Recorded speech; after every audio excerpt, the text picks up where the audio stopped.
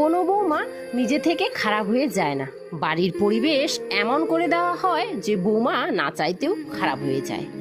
সবসময় বৌমার ভুল খোঁজা, পাড়া প্রতিবেশীর কাছে বৌমার নিন্দে করা, সবসময় নিজের বৌমার তুলনা অন্যের বৌমার সাথে করা, বৌমার চুগলি নিজের বিবাহিত মেয়ের কাছে করা, বারবার তার বাপের বাড়ি নিয়ে কটূক্তি করা, এত সব করার পরেও আপনি চান যে আপনার বৌমা আপনাকে সম্মান করবে, আপনাকে আপন মনে করবে, আপনার সাথে মিষ্টি মিষ্টি কথা বলবে।